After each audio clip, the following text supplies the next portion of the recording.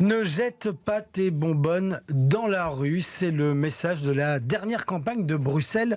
Pas propreté, mais ces bonbonnes en question, ce sont des bonbonnes de gaz hilarant. C'est une drogue de plus en plus consommée, souvent par un public jeune. Et pour certains, cette campagne banalise tout simplement l'usage de cette drogue. Bruxelles Propreté a annoncé vouloir rectifier le tir, mais Anaïs Corbin, le malaise est perceptible. C'est une image polémique qui a fait le tour des réseaux sociaux hier.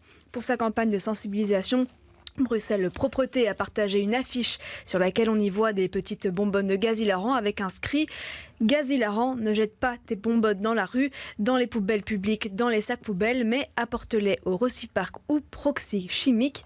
Ce qui a fait réagir sur les réseaux sociaux, c'est le manque de prévention de la campagne. Elle banalise l'utilisation du gaz hilarant sans la déconseiller, en mettant plutôt l'accent sur le fait de jeter les bonbonnes au bon endroit.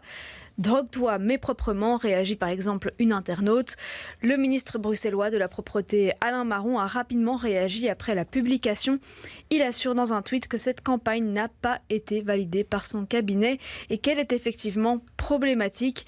Il demande le retrait et la modification de l'affiche pour y ajouter la mention « La consommation de ces bonbonnes nuit gravement à la santé ».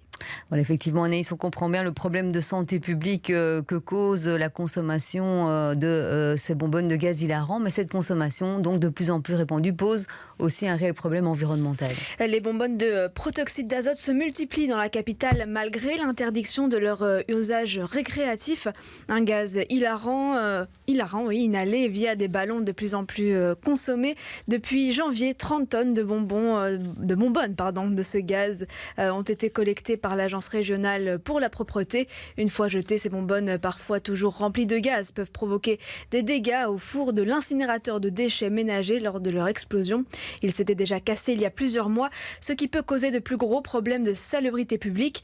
En une heure, jusque 50 bouteilles pouvaient être retrouvées dans le processus d'incinération, raison pour laquelle chaque jour, 250 des 1500 tonnes de déchets envoyés à l'incinérateur de Neder-Overembeek sont déviées car elles contiennent des bonbonnes. Merci beaucoup Anaïs Corbin pour toutes ces explications en studio.